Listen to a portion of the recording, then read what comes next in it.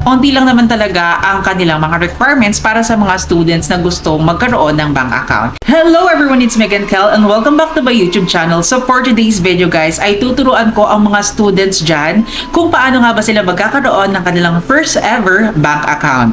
So if you guys are curious and interested, then please do keep on watching. But before that, if you haven't subscribing yet to my channel, please make sure to click the subscribe button below and also the bell button for you guys to be notified every time I upload a video. So if you guys are ready, let's get started.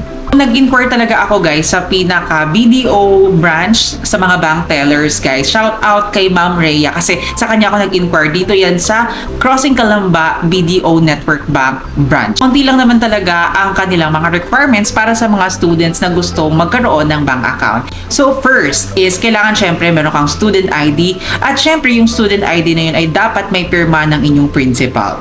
Then next is national ID. So, siguro naman lahat tayo is merong national ID. So, if ever na wala pa kayong physical ID ng national ID, okay na rin yung digital ID nyo na makakapag-generate kayo sa eGov app. And after that, guys, is kailangan ng proof of income of your parents. So, pwede yung kanilang mga payslip or pwede rin naman na i-present nyo yung COE or Certificate of Employment ng inyong mga parents. And ito naman sa mga fees, napakababa lang. Meron tayong 50 pesos na maintaining balance and 50 pesos per passbook. So, yung 50 pesos na yun, kailangan nyo lang hindi siya i-withdraw kapag meron na kayong account. And yung another 50 pesos naman is for passbook. So, doon i-record nyo lahat ng mga transactions nyo. So, total of 100 lang yung magagastos nyo. So, di ba, recap natin, student ID with principal signature, national ID, proof of income of your parents, pwedeng payslip or COE ng mga parents nyo, pwede nyong hingin yun sa kanila. And yung 100 pesos, 50 pesos for maintaining balance, and 50 pesos for your passbook. So, paano nga ba mag-withdraw? O diba, tinatanong nyo, alam po tinatanong nyo yan kung paano nga ba mag-withdraw. Curious kayo kung paano. So, ang kanyang withdrawal is through passbook. So, kailangan nyo magpunta sa mismong bangko ng BDO Network Bank.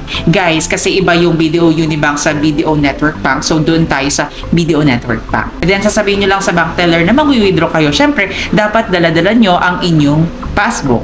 At kapag meron na kayong account, pwede nyo na iyong i-register sa BDO Pay app. So sa lahat-lahat ng mga may BDO Unibank account or BDO Network Bank account dyan guys, is pwede na kayong mag-download ng BDO Pay app. Doon nyo na pwedeng i-transact lahat ng mga gusto nyong i-transact, gusto nyo makaipon, doon nyo mag-view yung inyong mga savings. And syempre, pwede na rin kayo mag-transfer sa iba't ibang mga banks, sa bank ng mga nanay nyo, mga tatay nyo, kapatid nyo, dahil nga meron na kayong BDO Pay.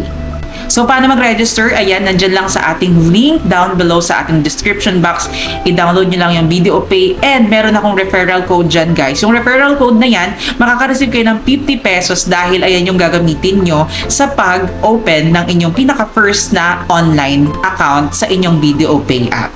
So, don't forget to click the link and register my referral code. So, kung meron kayong natutunan dito sa ating video, please like this video and comment kung ano pa yung mga questions nyo. I would love to answer all of those questions. Thank you guys for watching.